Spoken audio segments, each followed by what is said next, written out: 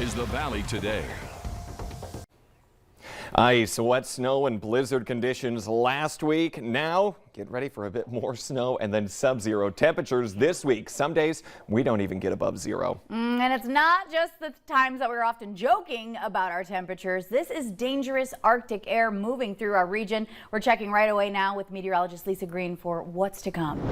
Well, good morning. Yes, it starts today. We've got some headlines to talk about. We have wind chill alerts that take effect later tonight and continue into tomorrow morning. So for some very low wind chills, in fact, we could get down into that 40 plus below range later tonight. So we've got that wind chill warning to cover that here in the James River Valley and points west into central and western North Dakota under that wind chill warning. In the heart of the valley, wind chill advisory for some dangerously low wind chills as well coming our way for tonight. So it's going to get cold here, and we're already seeing numbers dropping today. Here's a look at our wind chills right now.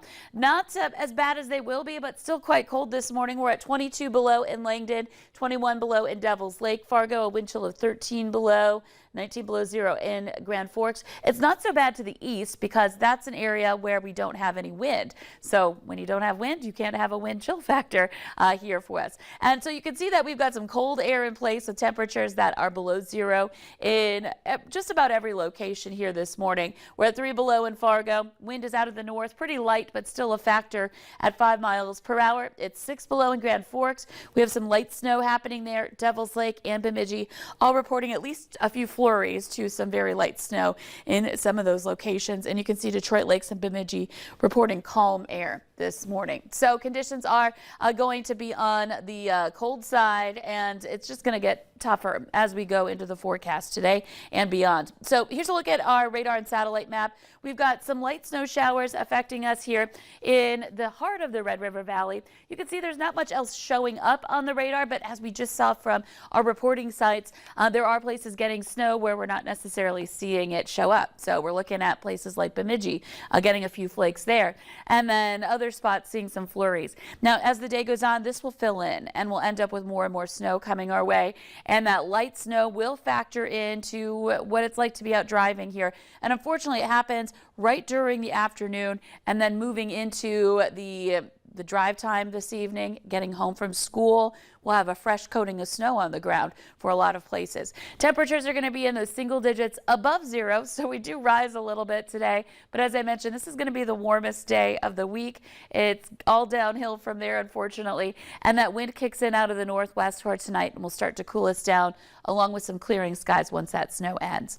So here's a look at what we can expect here this week. First alert weather days, just like last week, we had multiple days in a row. This is also a long duration event as far as the Arctic air moving in and taking over for us. So again, this starts tomorrow, overnight tonight and tomorrow for that matter, and then continuing on into Wednesday and Thursday and Friday.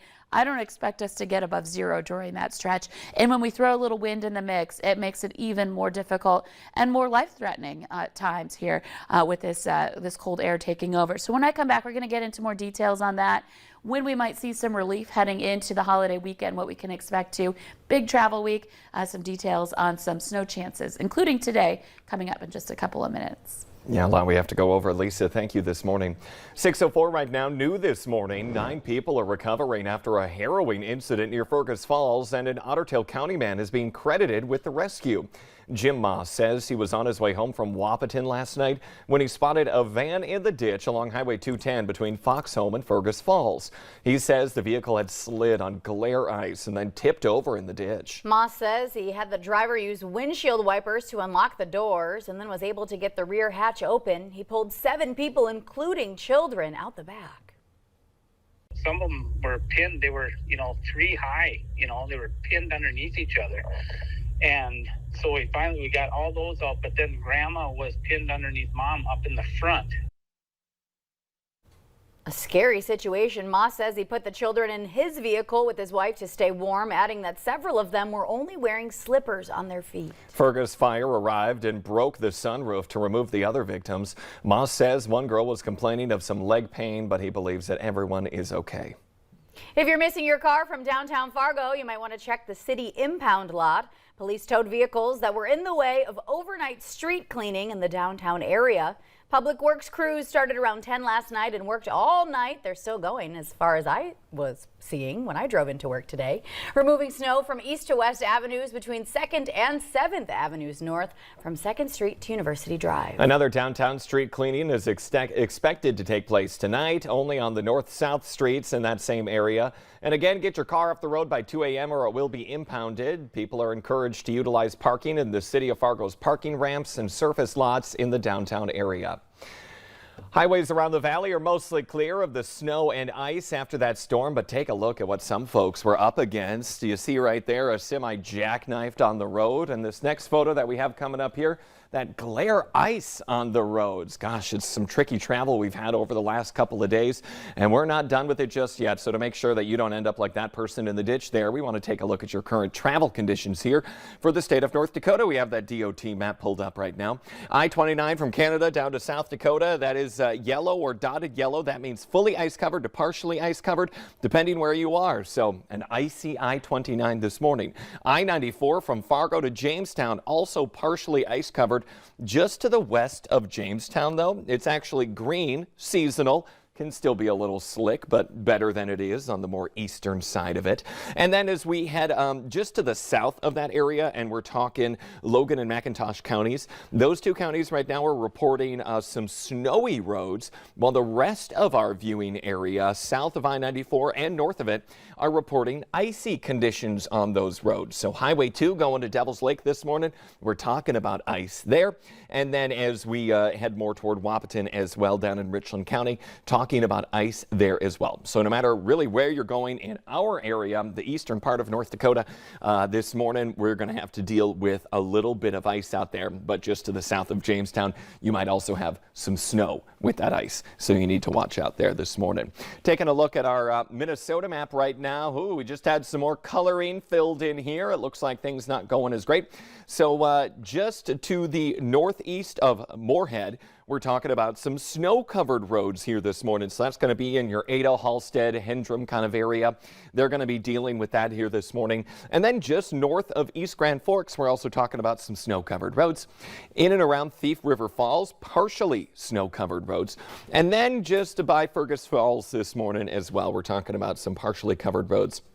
I should say about, I'd say an hour ago or so, we had a report of a spinout along the interstate just to the southeast of Fergus Falls. So you need to be careful there. That stretch kind of notorious for having these spinouts and jackknife semis. So make sure you're slowing it down there. Highway 10 this morning, though, actually seasonal is what our maps are reporting. And Highway 2 heading to Bemidji in the northern part of the state, also seasonal. If you're heading down to the Twin Cities this morning, looks like all of those roads down there are seasonal as well. But right now, 7 crashes being reported around the Twin Cities area. We're going to have more on what you can expect when you hit the roads throughout the morning on the Valley today. Ashlyn? All right, thank you for that real-time update, Jordan. Another explosives threat at the Cass County Jail. This one put the Fargo facility into lockdown Saturday night after someone called a bomb threat into the Red River Regional Dispatch Center. Sheriff Jesse Johnner says an anonymous call was made around 9:30 p.m. and a perimeter was then set up. The Red River Regional Drone Team and the Fargo Police Department Bomb Squad Dog conducted safety sweeps, but no items of concern were located. You'll recall the jail was in lockdown back in October after a suspicious device was found in a backpack of a man being processed after an arrest. There's no word yet on what caused a fire that killed the dog and destroyed a family home in North Fargo over the weekend. It happened just before noon on Saturday in a neighborhood near Edgewood Golf Course. Crews found flames coming from the mobile home and had to retreat initially when they found the floor completely burned out. One dog died of smoke inhalation, and the home is now at a total loss at about $50,000. Battalion Chief Dane Carley says icy roads slowed their response a bit, but they were able to quickly find the nearest fire hydrant because someone had shoveled it out and cleared the snow around it. We all know it's cold and flu season for you and your family, and that now includes your dog. Still to come this Monday morning, what you need to know about the canine influenza. And up next, weather to plan out your day for you, and if you have to take your pets outside as well, you're going to want to make sure they're bundled up too. Lisa Green will be joining us.